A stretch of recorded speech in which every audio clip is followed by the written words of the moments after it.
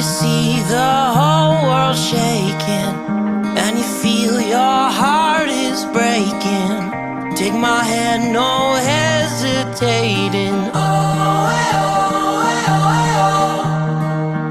When you're just so tired of trying, all alone you feel like hiding, together we'll keep fighting.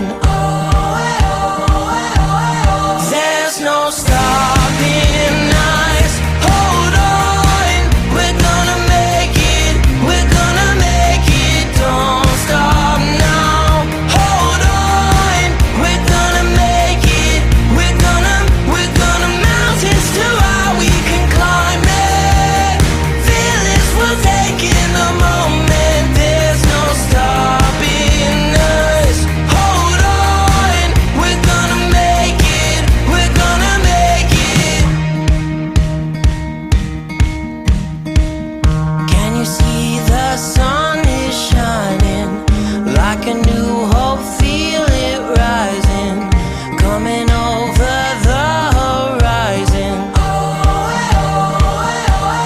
There's no stopping us, hold on, we're gonna make it, we're gonna make it, don't stop now, hold on, we're gonna make it, we're gonna mountains too high we can climb it, fearless, we're taking the moment, there's no stopping us, hold on, we're gonna make it, we're gonna make it. Don't you give up, don't you give up on me, don't you give up, don't you give up now, don't you give up, don't you give up on me, don't you give up, don't you give up now, don't you give up, don't you give up on me, don't you give up, don't you give up now, don't you give up, don't you give up on me, don't you give up, don't you give up now, there's no stopping. Okay, good evening, everybody. It's Saturday, March 27th. It was a beautiful, beautiful day, warm. Was outside today with my wife and watching our grandson play baseball. It was a wonderful time. Got a little tan, and it's a nice day. So let me start with my little introduction on what we're going to talk about today, and then we're going to bring in our special guest.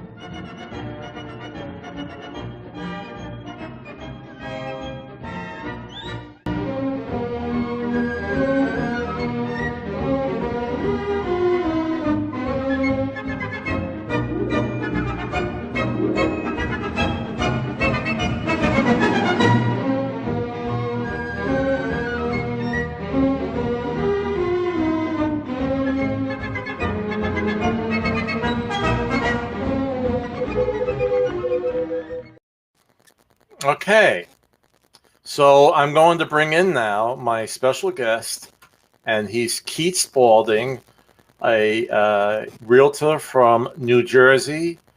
He is now with eXp Realty, as I have here on my shirt, as well as myself.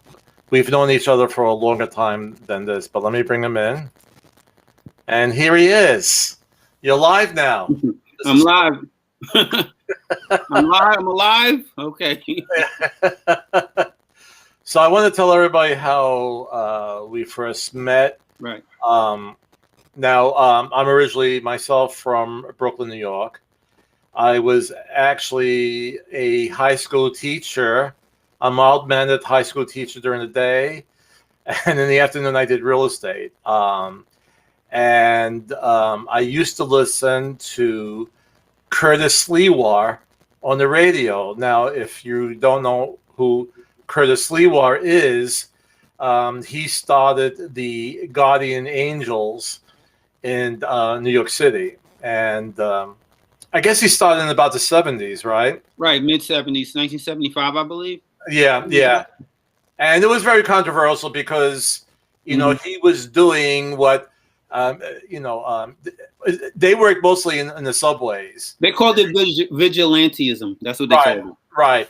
And so they took a little bit of the spotlight away from the police because actually, I remember one time there was, and this is on the subway, and one officer said, "Oh, I wonder where the instead of like people going to the subway cop, he was saying, well, where are the Guardian Angels?" It was an embarrassment for the police, really. Yeah. But they actually did good. And then if you were riding late on the subways in New York and you saw the Guardian Angels, you actually felt pretty good. Yeah, you did. You did. You know, sometimes we looked at them and was like, come on, the Red Beret, what's that all about? Yeah. But, you know, really, we felt safe. We really did. Yeah. So he helped a lot. And what I liked about him, I mean, at that time, with my teaching career, in my early days, I taught at a tough high school. I won't mention the name, but and I dealt with kids who, that was struggling to make their lives better, and there's always like a crime element that kind of puts them back, and Curtis was working to clean that up, and whenever you're tough on crime, you're always going to have a lot of critics, but I did like him, and I, with my students who wanted to better themselves, but there's always, sometimes, you always have that criminal element in different areas, right? Right. That keep you from reaching those goals, and Curtis worked towards stopping that. Right. The good thing about Curtis was he grabbed kids from the community. He did. Join the Guardian Angels. Right. So it all balanced out, and he did, I think, a lot of good things for the city. And then he went on the radio, and I would listen to him on the radio. Right. But when I moved down to Hampton, Virginia, I could no longer listen to him on I guess they call it terrestrial radio now. So I had to go on the internet. So I found him on the internet. And actually, Keith was live streaming, as we're doing now, his broadcast, and we were able to, chat, and we began talking, and I think we both had the same sense of humor that brought us together. Right. And we just, I would talk to the viewers. Yeah, right. You would talk to the viewers, but we kind of bonded, Yeah, it was great. I remember that time when you gave the sign to Curtis, and it was like a shout out to me, on the show, and we just kept in touch. Yeah. So that's how we met. It wasn't really through real estate, but it was through, interesting enough, the Curtis Leewar radio program. Right. On WABC at the time, I think it was. I'm sorry? It was on WABC. It was on WABC. It was what? WABC, yeah. Right, it was on ABC Radio. And then he went to 970 to Apple. Right. And I think that's where I was able to see him on the internet.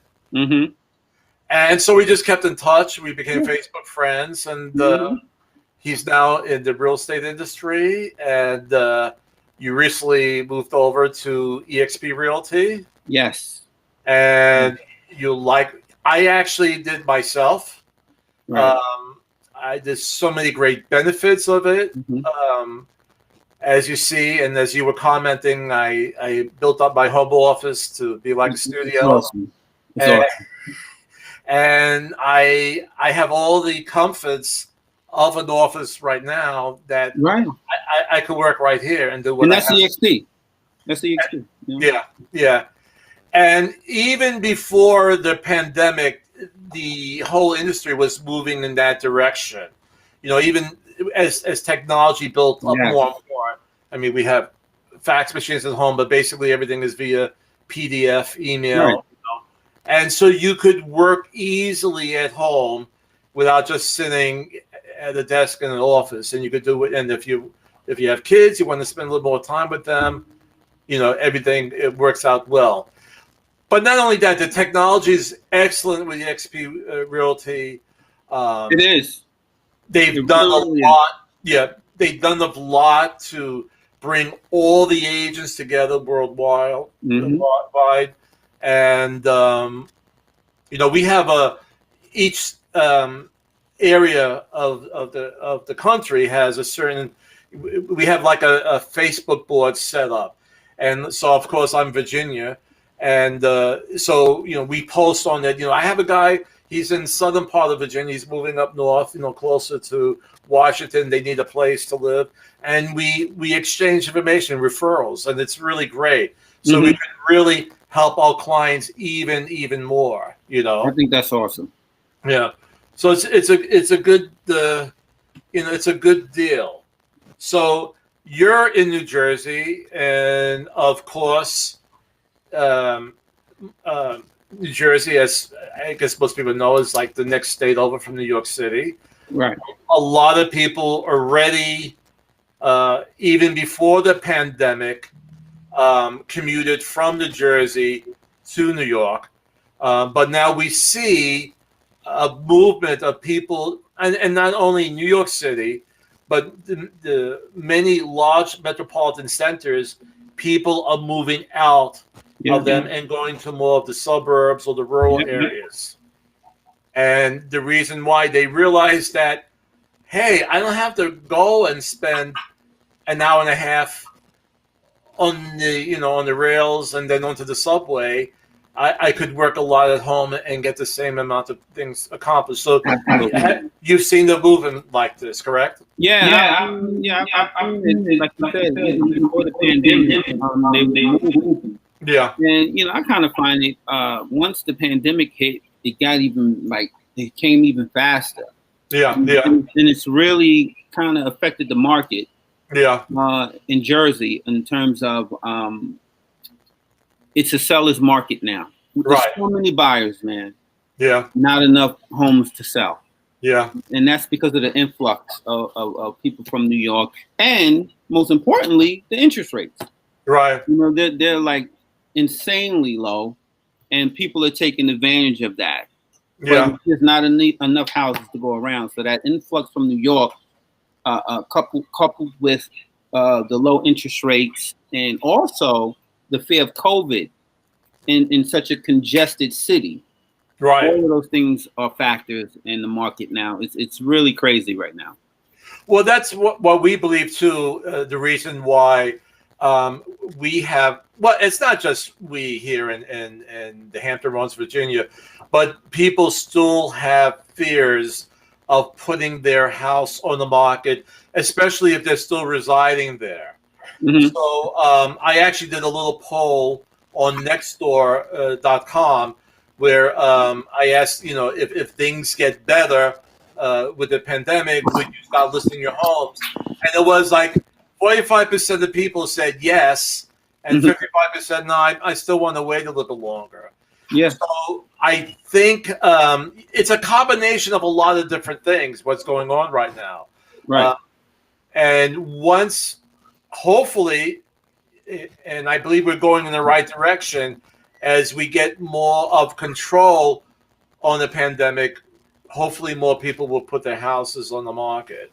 Yeah, but when that happens, interest rates are going to be at 4%.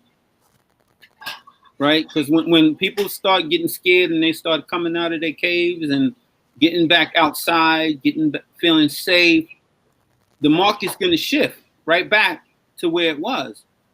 So those people who are kind of like on the shelf deciding are going to end up paying a higher rate. Yeah, I think. I mean, this year. I mean, we're going into April, and I think that we will go. We were below 3%. We're going to be, in the low 3s. I am not so sure we'll go as high as 4% this year. That might happen down. No, not this year. I'm saying almost a year from now. About a year from now, we'll go up to that. Mm-hmm.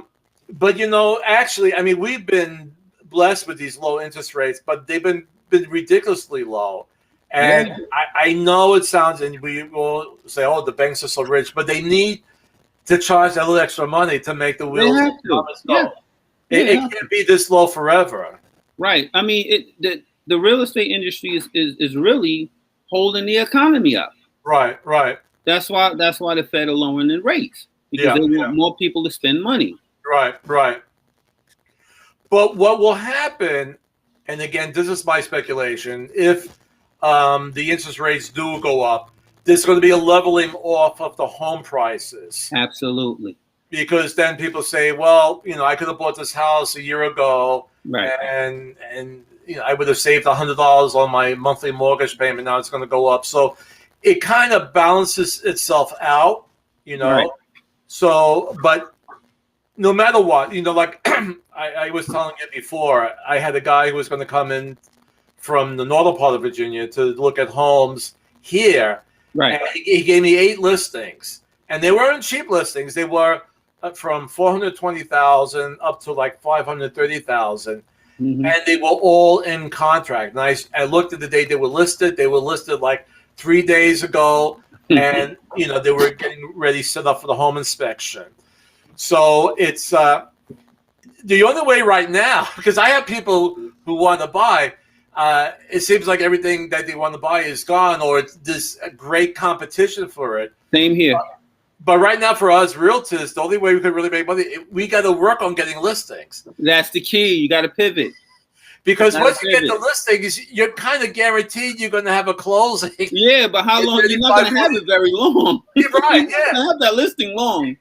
So my motivation for the, until we get more, is just to really not really look for more buyer clients, but look for more selling clients, because like I said, I mean, these people listing right now, they're guaranteed. They say, I have a house with $300,000. I could start, anticipating my commission because that's how hot the market is. Right. I got a listing that I haven't put up yet for a house in Hillside, New Jersey. I walked the house. I actually met the guy when I was getting my car serviced. Yeah. That's how, I like getting my clients organically. Like, I'll meet you, we have a conversation, and I'm listing his house at $320. Right. Okay. And I anticipate to get close to $370. Right. And that's what in the market, people are waiving appraisals. People are paying, a lot of New York clientele, they're paying cash. So if you're a buyer's agent, it's going to be really, really tough.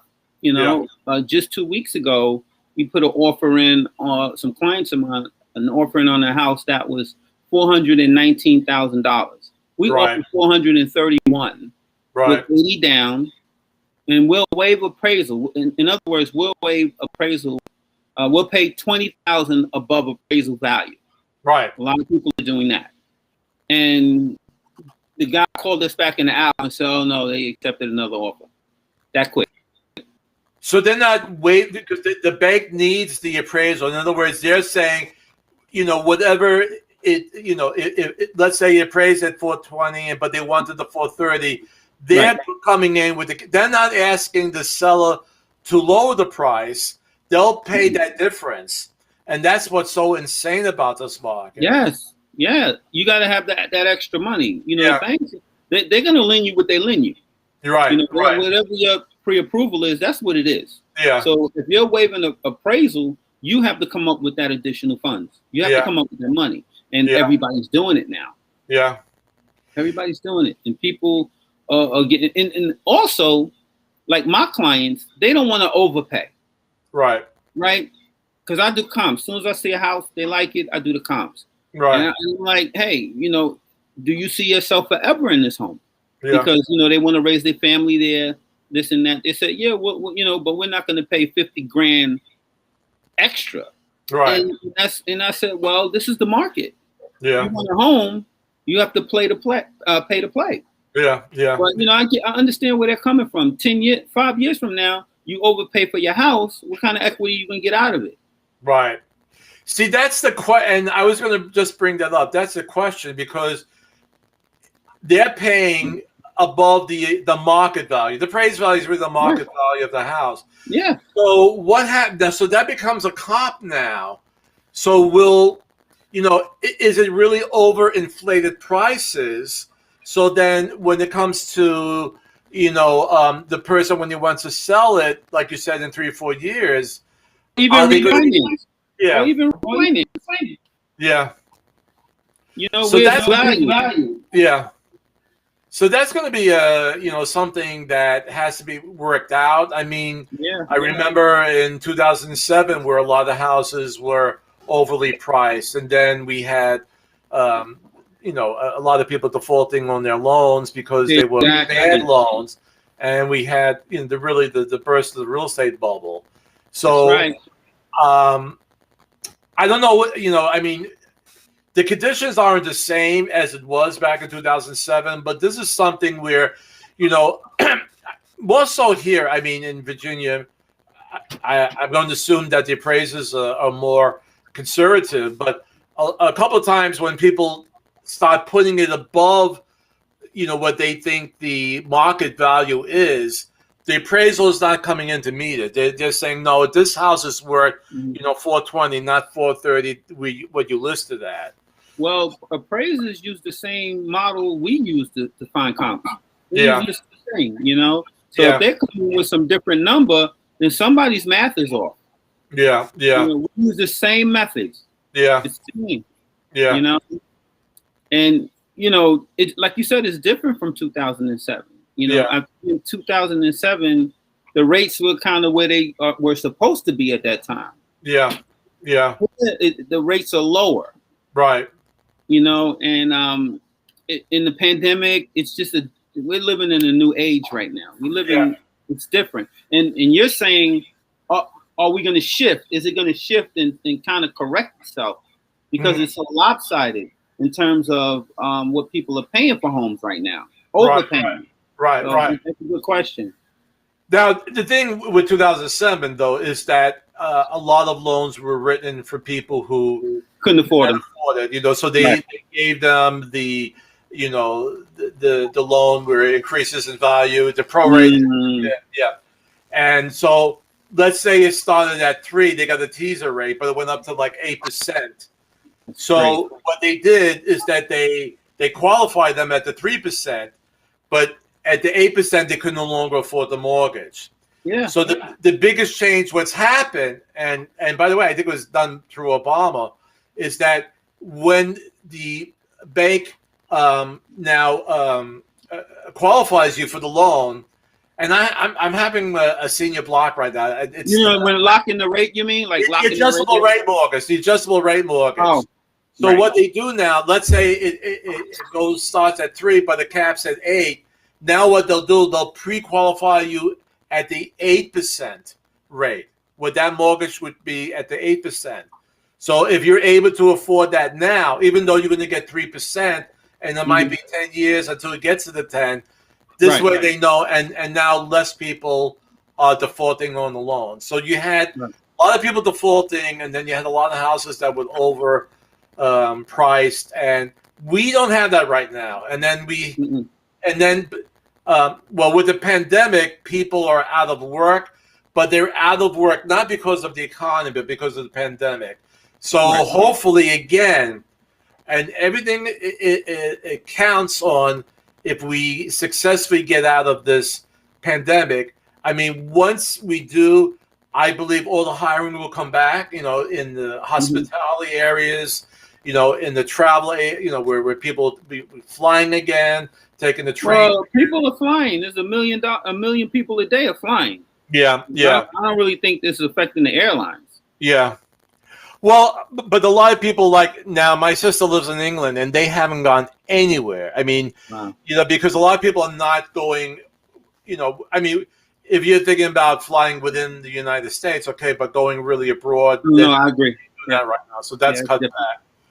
So, in my earlier live streams, I always said there's 2 things that has to be done. And one has to be done already, where we got the next stimulus package, and to help people, to prolong the foreclosures and the eviction. to give them more time to get their finances together. That's a good thing. Of course, the money was helpful, so people could maybe pay some either back rent, or pay their other bills. Right. So this needed to be done. It had been more focused on the small to middle-sized company and not the big corporations. I So agree. the restaurants that went out of business because of the pandemic, or they were struggling to keep their doors open, the money went there. So that's very I helpful. think that's great. And, the people who are buying now are the ones who are very well established in their careers, and they're not working themselves up. Right. Which is usually, and especially down here, that's our first time home buyer. They just came out of college, or what's big down here is the Navy shipyards, and a lot of high school students go in there, and it's backed by the union. That's another thing I like up north. The unions, and they get good jobs and they get pay increases. That's right. And these young people are the ones that are buying the houses down here. So we need that. What will help us as realtors too, when this segment of the home buyers are able to enter the market again. Yes. And hopefully, so I mean, there's a lot of, we're at this point. I think it's getting better. I just don't want people to, I know we're all frustrated. We're wearing masks and staying socially distanced, but it's like we're almost there. And we can't say, oh, okay, let's forget about everything, because we don't want to fall back into the situations we had like a year ago. Right. And, I think with New York is opening up more now with restaurants as well, right? I think they're at 50% now. Yeah, okay. I think they're at 50%. Yeah. Has New Jersey been as tight with the... New Jersey has been a little tighter than New York, a little slower to turn off the rails. You know what I mean? To kind of loosen the rails just a little bit, but they're coming around now. Yeah.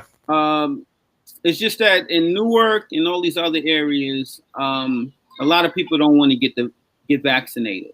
Right. Like people of color. Right. They have issues with the vaccination, so. Right. If they start getting vaccinated, then maybe they can open things up a little faster. Until people start getting that shot in their arms. I'm still trying to get mine, man, and I'm a type 2 diabetic. You should be up on the list. Like in Virginia, we filled out a form on a website and saying, like, even if you weren't, I mean, the first group was 65 plus, but even if you weren't there, and by the way, I'm not there yet, so. Me too. Not yet. Not yet. But then the next group, like if you have other issues, if you have underlying health issues. Yeah, that's me. So I was able to get my shot last Friday, the first one. Wow. And then my second one is April 16th, and I'm for it. I mean, there will always be a horror story where somebody will have a bad. Or God forbid they pass away. That will always be there with any type of vaccination. Anything. Right? Yeah. But I think in the long run, it's best to get this vaccination so we can get some kind of normal. Yeah. I think we're headed in the right direction. Yeah. I think the government is doing the right things, and they're putting their money where their mouth is, and and hopefully this market will turn around and these buyers can find some homes to buy, because they're out there, man. I mean, I have right now 12 buyers. Yeah. And I have 4 listings. Uh-huh. And, what do? Do you walk away from your buyers and do you give up? Do you shelf it? I mean, we've been striking out. My first 2 clients, though, actually, I found 2 townhomes. Okay. Young people. One is a teacher, and actually one is a dancer. And I got the dancer into a 5-bedroom, 3-bath townhome in Newark. Oh. And the first one, I got her into a 3-bedroom, 1.5-bath townhome in East Orange. Okay. So I started off really good, and then because you can get in a townhome a lot faster out here than you would get into a regular home. I find, Uh-huh. but it's really not a market for buyers. You have to be extremely lucky. Yeah. And timing is everything. You know, how you put your offer in, all those things are important, but you're going to strike out, man, in this market. You're going to strike out. There's just not enough houses. No, as we talked earlier, so are those townhomes, are they in condo developments? Or are they a regular? They're in communities. They're in developments. Both. Okay, all right, okay. Mhm. Because we talked There's about no board. It's not like a condo, a co-op board. It's a condo board. It's a condo little board, different. and Yeah. that's what we talked about before. That back in Brooklyn, everything went co-op, Right. and when I moved down here, it's mostly condos. Yes. I think there's some more co-ops in Virginia Beach. That's on the other side of the water here. Mhm. I'm on the peninsula side, and they have what's called the south side. So Actually, my father's in Chesapeake. oh, he's in Chesapeake, so you know a little bit how the area is set up. Mm-hmm. So Virginia Beach probably would have more co-ops than I haven't seen anything on this side. I've Right. done mostly all condos, but as we talked about, I was never crazy about co-ops in Brooklyn, the way it's structured. Mm-mm. And for people who are not familiar with it, because not only, I mean, you have to be approved by the bank for, of course, your loan, but then you have to be approved by the co-op board. That's So right. there's a bunch of people who look at your application, they look at your background, Yep. and we talked about where it could be a little discriminatory, and not really upon race or religion, but there was a famous issue years ago with Jerry Seinfeld, who wanted to move into a co-op. And of course, I mean, he's a millionaire. He's probably a billionaire by now. He was bringing his entourage with him.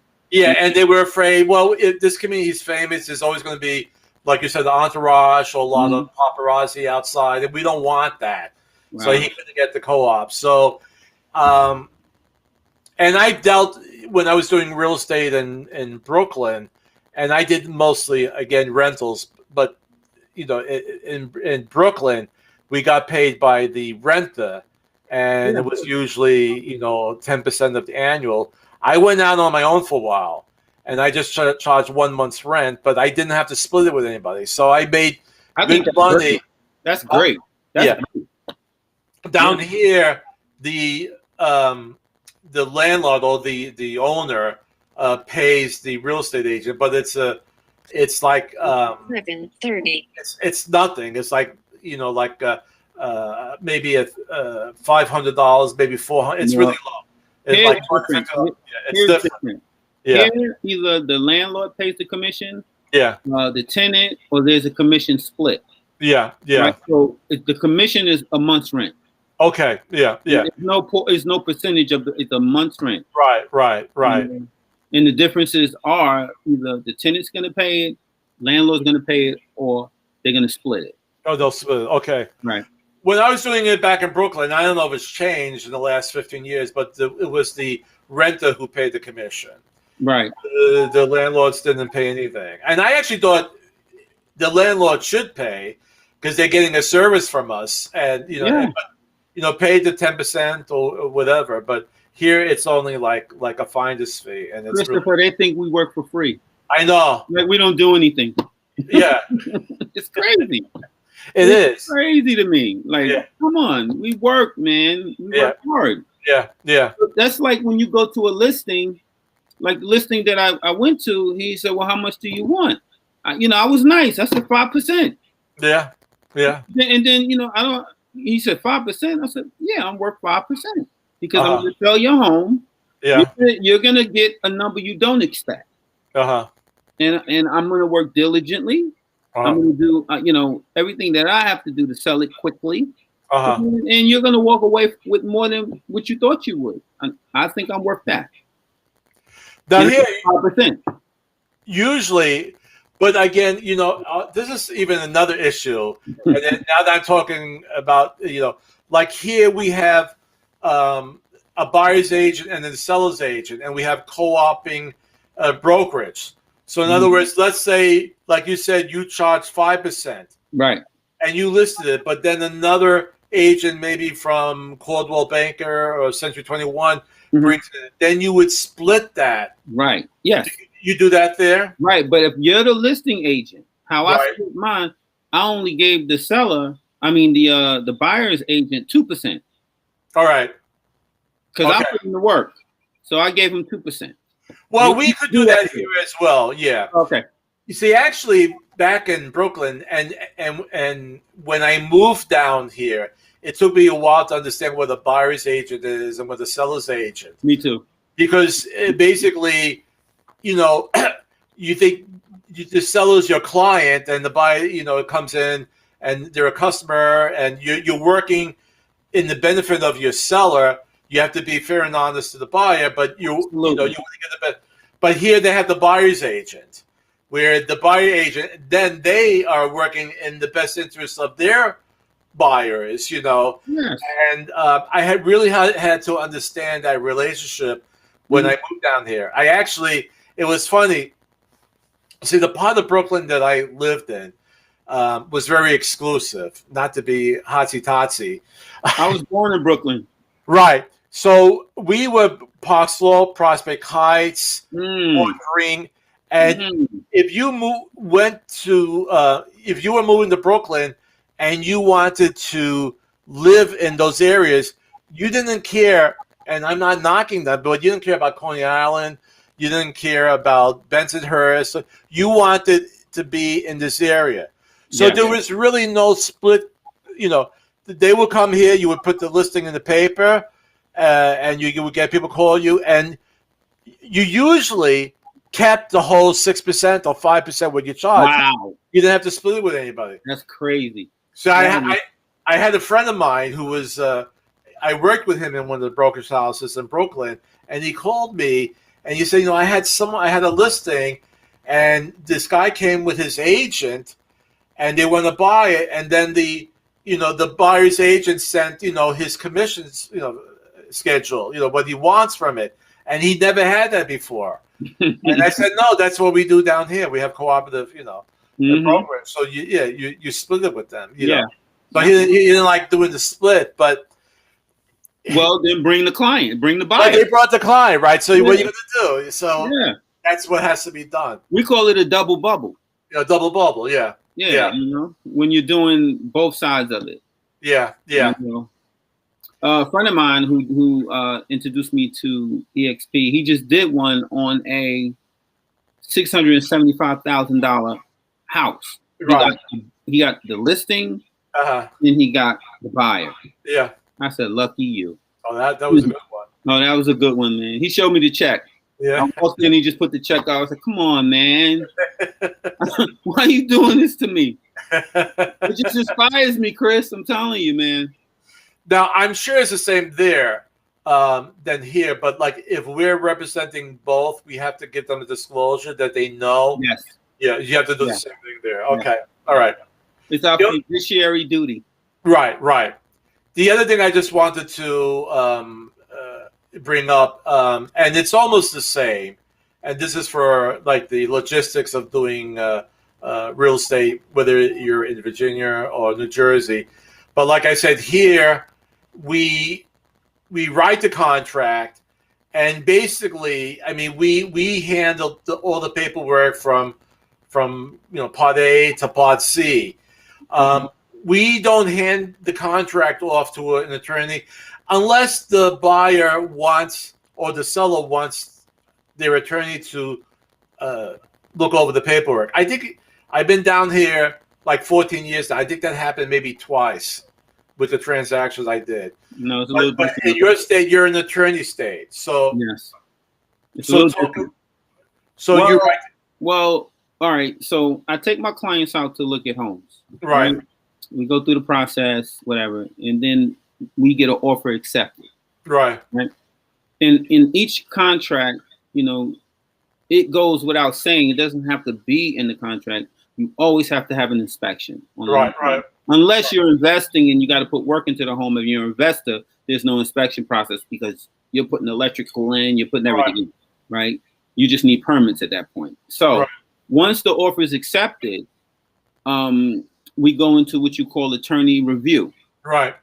right? So that's when the attorneys, both the seller and the buyer's attorney, looked at the contract and they do what they do. You know, it could be some things they want to change. Right. You know, looking at the contract, like, you know, the roof maybe not as new or whatever. Because once you do the inspection, that's when it goes into attorney review. Now they look at all the problems, if there are any problems with the inspection, and they negotiate. Either they fix it or reduction in price. Yeah. And 3 days in attorney review. Once it's out of attorney review, you're under contract.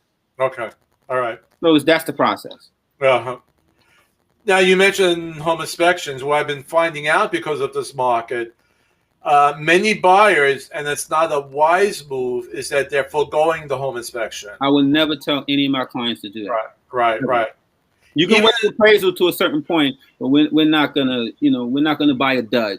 You know, Right. and now you're spending thousands upon thousands of dollars because you didn't do your due diligence. Right. And it'll be my fault.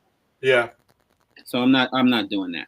And it's very possible that a contract, let's say there's multiple offers on the property, it's very possible that a contract without a home inspection on it will win, the offer. And even if it's a little bit lower, because the seller's saying, I'm making enough money already, so this way they don't find anything wrong with the house and they ask me to fix it and I'm fine.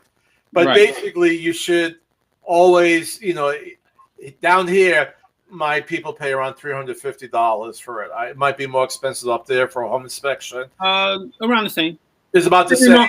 For a townhome, I think it's $350. Yeah, right. For a house, it'd be $650, something like that. Yeah, it depends on the size of the house, how many bedrooms, Right. But really, even if you have multiple offers, I recommend. I would even have, like, if my buyer wanted to forgo the home inspection, I would even have them sign a waiver. That's right. They agreed on it in case something comes back and That's right, Chris. Chris didn't recommend the home. No, here's the proof that you waived it. Get it in writing. Yeah. What I like to do with my contracts in this market is on the comment line. Yeah. I put, upon acceptance of this offer, all other offers are deemed backup offers only. Okay. Because I lost a deal on that too. They called me in the evening. It was like, hey, my clients, they want to do the deal with your clients. They want to accept the offer, but can you take that line off? Uh-huh. And we took it off. Right. They got a higher offer that night. Right off that, yeah. I'm never taking it off, even just or whatever. I mean, to protect you. Yeah. Yeah, it's true that you bring that up because a lot of times when, we do this to forego all the additional paperwork. So let's say the seller wants to counter and they say, the seller's agent said, well, would they accept this? And then you send them the email. They said, yeah, we'll do it. And instead of having them initial the change, sending back and my people initialing it, then it's set in stone. But I didn't really lose out on one on this. There's other reasons why we lost this deal. But without it being in writing, they can't go back and saying, okay, yeah, I got to stick with you now because I initialed that change and that we are ratified now because that new price. But if you just do it in the email, and like you said, someone came in with a higher offer, they said, well, forget it because, And that was the only time that we had the opportunity to counter, because in this market, there's no countering. There's really no. The seller, the lawyer, Peter, it was the selling agent. He called me and said, hey, Keith, we got this other offer where your clients, they want to do the deal with your guys, with your people.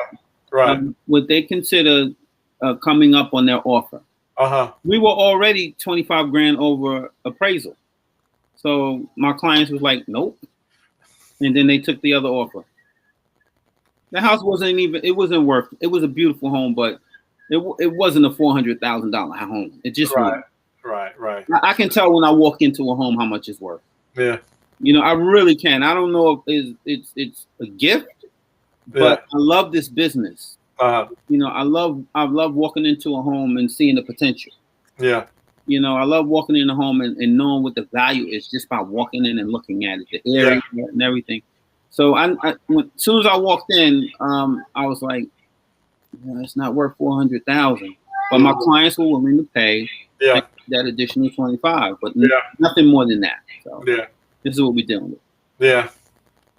It's something how, like we were going through a pandemic and a lot of people are hurting, but there's people out there that could actually put an extra $25,000 on a house, instead of what, if they're going to FHA, they could put down 3.5% or whatever. But so it's, there's always people out there that have the money, that's. Yeah, good luck. Good luck to them. They'll be selling in 10 years or 5 years. Yeah. Yeah.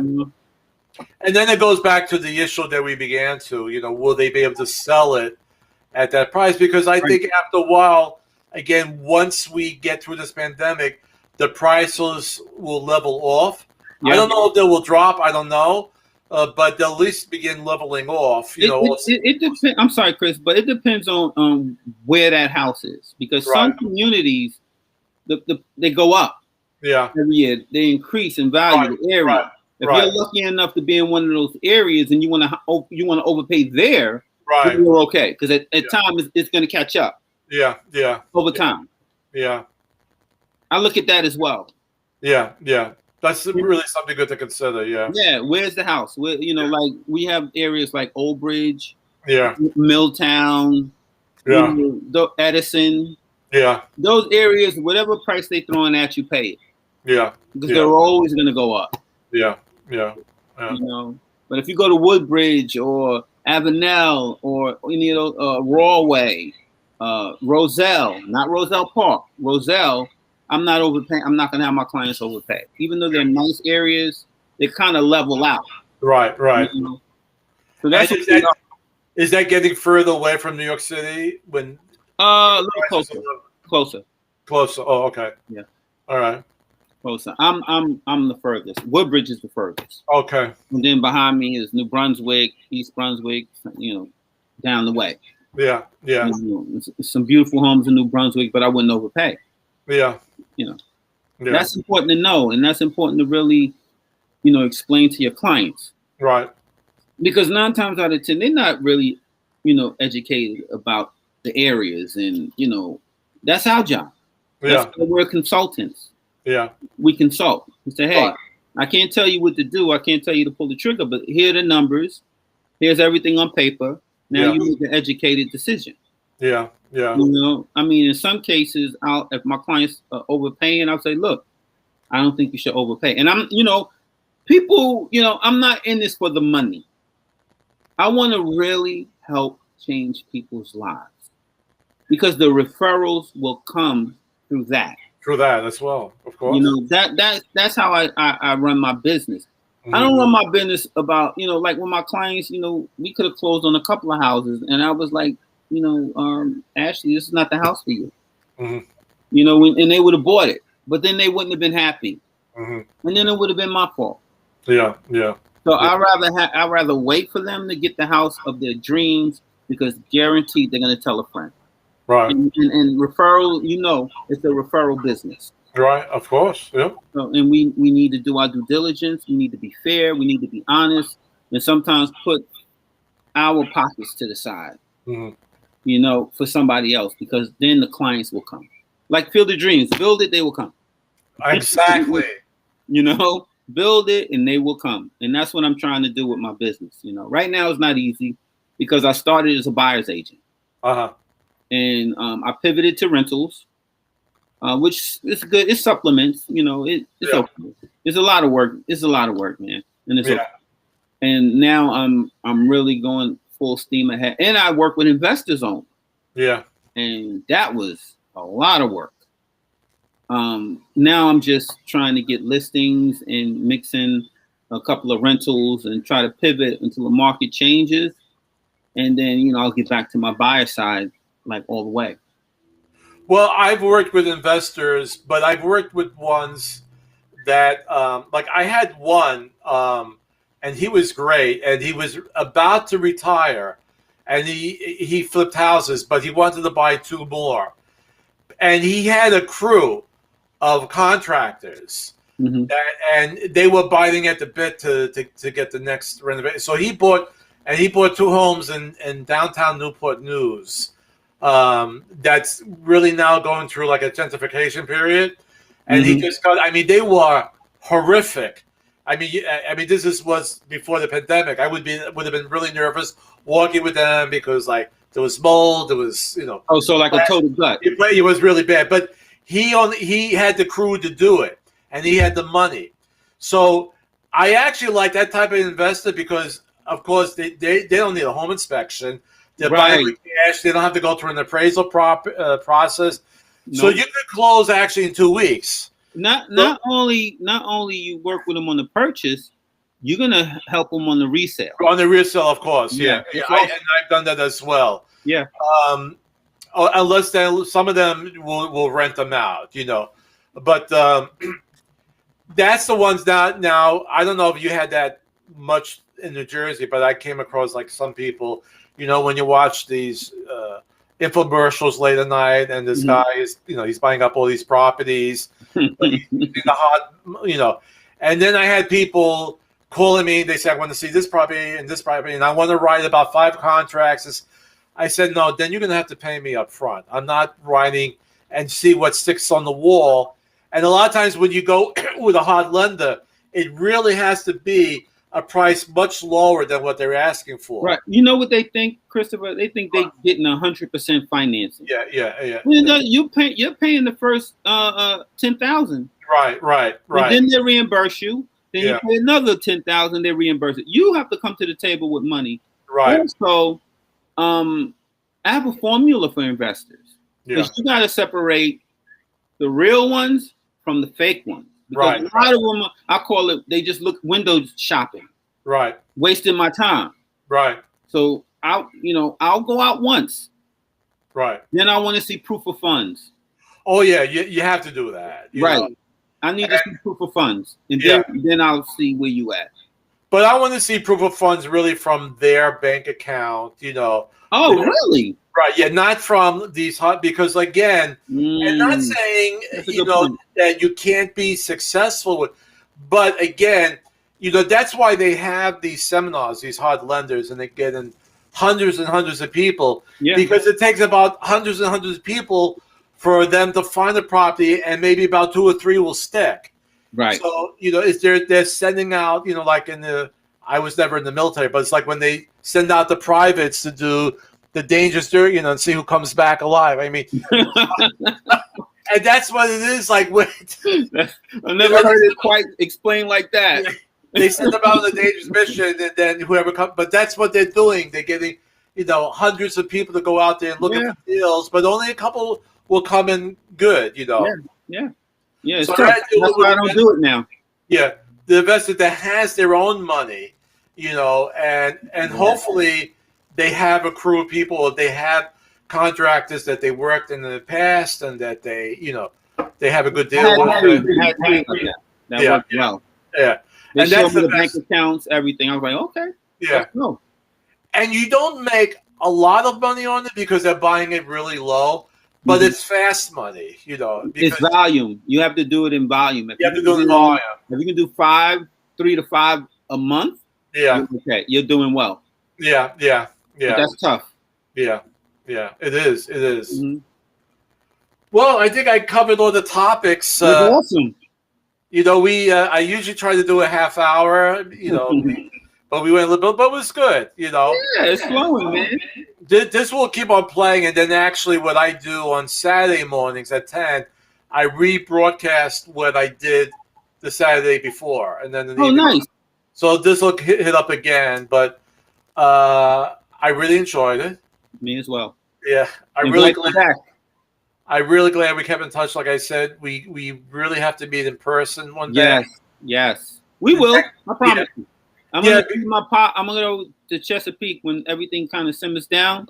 Oh, I'll stop by and check you. Yeah. Oh, no, definitely. We'll go out to the same thing. Like my oldest daughter lives in Putnam Valley, New York. Okay. But we haven't been up there because she has 4 kids and she was nervous about Yeah. So we usually visit. We'll visit in the summer, and then. Well, she was more worried about you than anything else. Us, and then and I mean both ways. Kids are fine. The kids are gonna be fine. Everything. It's us old people. Yes, us old people. Yes, but if your family in Chesapeake, we definitely have to get together. Yeah, let me know. I'm here. Yeah, well, let me know when you're down here. Yes, absolutely. And then we'll meet up. That's great. I'll be looking forward to that, Chris. Really. All right. I'll have my shirt by then. Okay. And we could walk and we could eat together and have and give our business cards. Let's go. Yeah. All right. So it was really great talking to you. The best to you and your family. Same to you, Chris. And we'll be in touch, okay? I'll see you on Facebook, buddy. Okay. Okay, buddy. I'll see you. All right. Close him out. And so I hope you guys enjoy that, learned something from it. It was something different. And again, I repeat this. So I wish you a wonderful week. And as always, as I say every time, wear your mask.